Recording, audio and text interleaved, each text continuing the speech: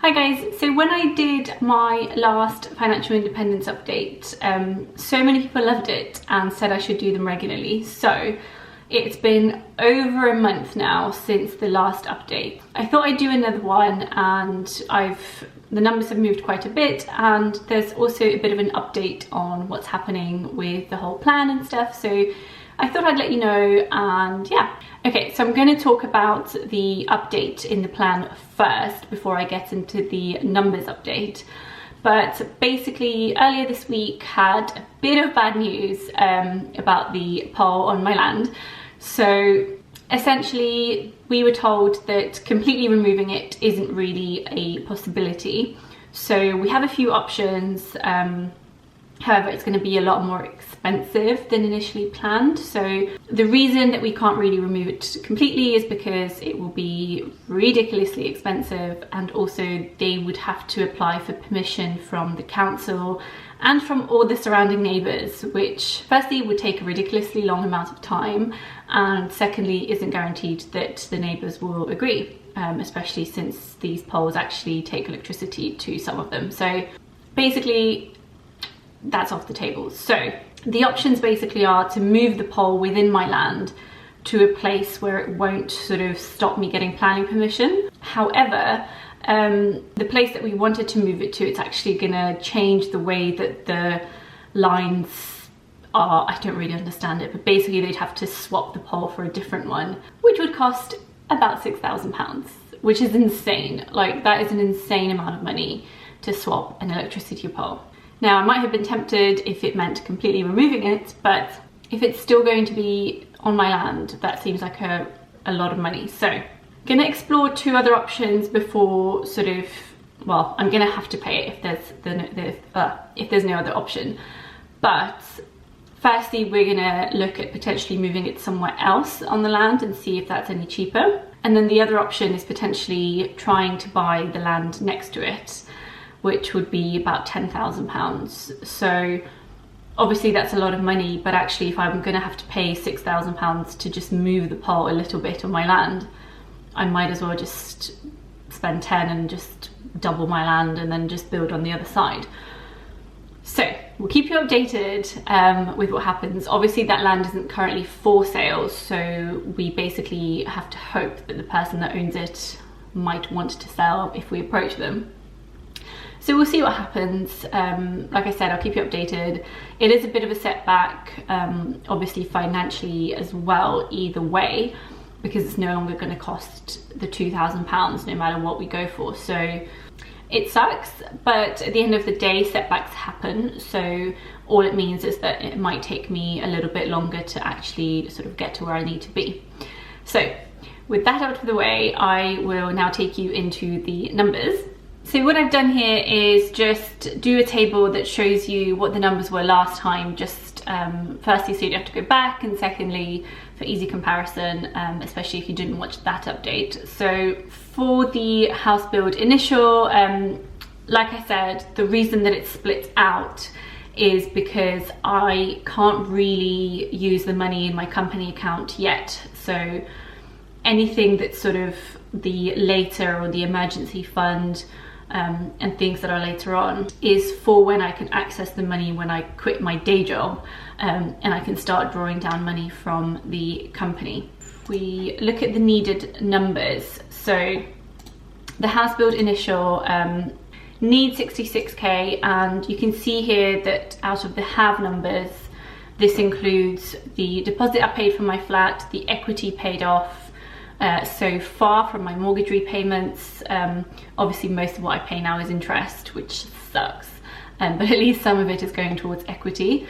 It'll be interesting to see how that changes. I'm going to remortgage soon, and then increase in value, which there isn't any at the moment, and then my cash savings, which currently double up as my emergency fund. So the number at the moment is 30,678. Which is 45.99% of the way there. But obviously you can see that's actually gone down since last time. And the reason for that is I've had some unexpected expenses come in, where I've had to dip into my emergency fund dental stuff. But yeah, so basically that's gone down slightly. Now for the house build later, it's very, very exciting because actually it is now 100% of the way there, which is brilliant. So obviously this comes from my company account. So that is an increase of £9,000 since last time. So like I said, this is the company account, which I can't really use at the moment, but if you watched my passive income update, you'll know that I had a really good month, so that obviously went up quite a bit. Now my emergency fund for Poland here as well was a 6-month bare minimum expenses emergency fund, which now I will have 58% there. So this is basically again from the company accounts at the moment, because it's not something I need right now, and that is an increase of £1,900 since last time. And obviously the land, I can just tick here 100%, nothing's changed here.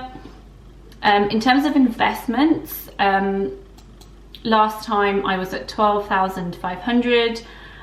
So right now I'm on 15,200.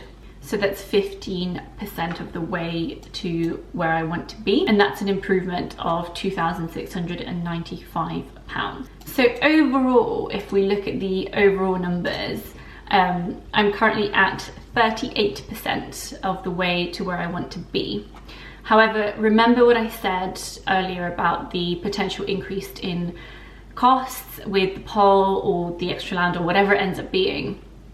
The extra money that I'm going to need to pay for dealing with it, that's not factored in here yet. So obviously that number in terms of percentages will probably change. The reason I've not added it in is because I don't actually know how much it's going to cost. It could be that when we move it in a different place, you know, it will be £3,000, or it could be that actually I buy the land and then it's £10,000. So because it could be such a wild difference, I've not actually factored it in here. But obviously I know that there is an extra thing. So overall, a 6.75% increase from last time, which is brilliant. You might see here I've added at the bottom this once category. So this is something that I don't necessarily need before moving across, but you know, if things go well and if I continue doing really well with my business and my side hustles, it will be a sort of nice to have before I move across. So the first one would be a Poland living salary. So this is basically a year's worth of like a really good salary for me there, which is £12,000, £1,000 a month. Obviously that's way more than the bare minimum sort of 550 that I talk about, but it would be nice to have like a proper living wage. So again, this is a nice to have. It's zero progress on both of these, just to be clear. That won't get filled until everything else gets filled. But the other thing here is a bigger house line. So basically this is an extra £15,000 where there is a project that I really have fallen in love with that's quite a bit bigger than the previous one. So again, this is more like a dream home thing. So depending on how things go and where I get to financially, I may or may not decide to go for that one. So that's obviously here just to see how things go. Obviously that's an extra 27k, but depending on how long it takes me to save up the money and everything else, and you know, I might sell the house for more than I thought or anything like that, you know. Basically, yeah. This is it. I'm going to stop waffling now. Hopefully you've enjoyed this video. I will do these sort of regularly until people get bored. Let me know if there's anything else you'd want me to include in these or not include in these, whatever else. But yeah, that's it for today, and I'll see you in the next video. Bye.